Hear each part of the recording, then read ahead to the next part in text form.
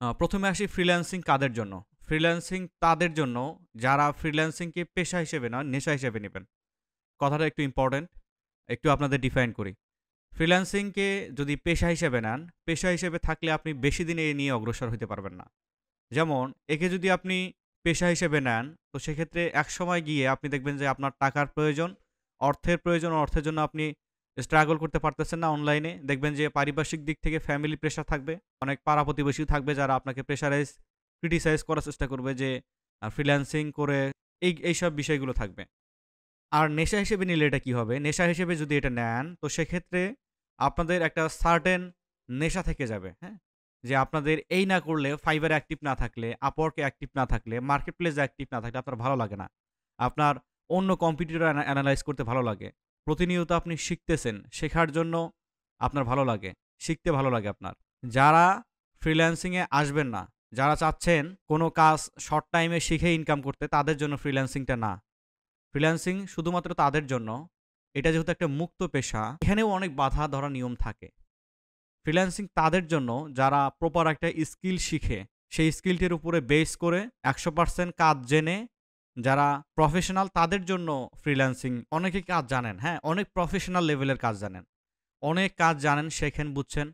কিন্তু আপনার ওই কাজটা আপডেটেড না। আপনি প্রতিনিয়ত শিখতেছেন না। মার্কেটে কি চাচ্ছে, মার্কেটে আপনি কি দিচ্ছেন, সেই জিনিসটা আপনি এখানে জাস্টিফাই করতে পারতেছেন না। তো সেক্ষেত্রেও কিন্তু আপনি পিছিয়ে যাবেন। তার মানে আমাদের এমন একটা পদ্ধতিতে অগ্রসর হওয়া উচিত যে পদ্ধতিতে আমরা সর্বদা আমাদের স্কিলকে ডেভেলপ করব। প্রতিনিয়ত আমরা আমাদের অনলাইন বেইজের উপরে, মার্কেট প্লেসের উপরে আপডেট থাকার চেষ্টা করব। যে আপডেট কাজগুলো আসে, সে আপডেট কাজগুলো জানার চেষ্টা করব। তাহলেই আমার দ্বারা লং টাইমে ফ্রিল্যান্সিং করা সম্ভব। এখন আসি ফ্রিল্যান্সিং করে আসলে ভবিষ্যতে কিছু করা যাবে কিনা? যারা প্রফেশন ভাবে নিবেন, তো সেক্ষেত্রে আপনাদের একটা জিনিস মাথায় রাখা উচিত। অন্তত আপনাদের ২ থেকে ৩ বছর এই ফ্রিল্যান্সিং এ সেটেল হইতে গেলে ২ থেকে ৩ বছর আপনার কিন্তু লেগেই যাবে। বর্তমানে মার্কেট প্লেস খুবই hard. Out of the market প্লেসেও প্রচুর হার্ড কিন্তু। তো আপনি যদি এই সেক্টরে কাজ করতে চান, তো সেক্ষেত্রে আপনার উচিত হচ্ছে লং একটা সময় নিয়ে এখানে আসা। যারা লং সময় দিতে পারবেন না, তাদের জন্য এটা না। ওই যে যেটা বললাম আরকি, অনেক চাকরিজীবী আছেন, ইভেন সরকারি চাকরিজীবী যারা আছেন, তারা চাচ্ছেন যে ওই সেক্টরটা সেরে আপনি ফ্রিল্যান্সিং এ আসেন। এটা নেহাত বোকামি হবে, হ্যাঁ?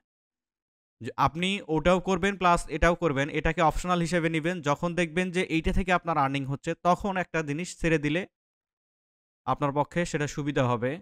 আপনার যে পারিপার্শ্বিক খরচ রয়েছে, সেটা আপনার ফ্রিল্যান্সিং এর মাধ্যমে উঠে আসবে, হ্যাঁ? আর আপনি যদি সবকিছু ছেড়ে দিয়ে ফ্রিল্যান্সিং এ আসেন, লাস্ট টাইমে দেখবেন যে আপনার ফ্যামিলি প্রেশারে আপনি সবকিছু ছেড়ে দিচ্ছেন। এই জিনিসটা কেউ করতে যাবেন না।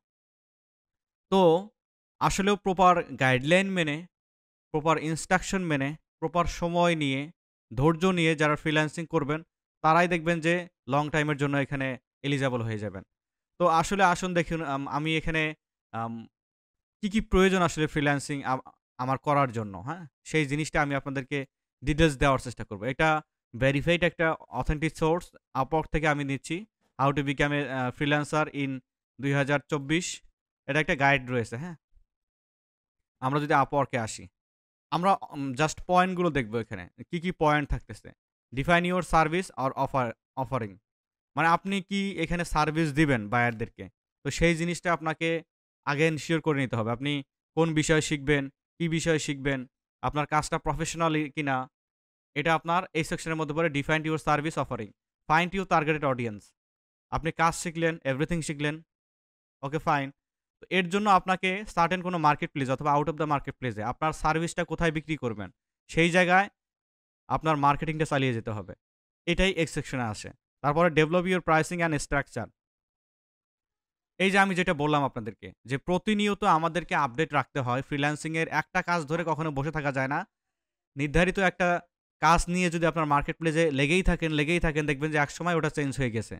তো দ্যাটস হোয়াই আমরা কিন্তু লং টাইমের জন্য কিছু করতে পারব না।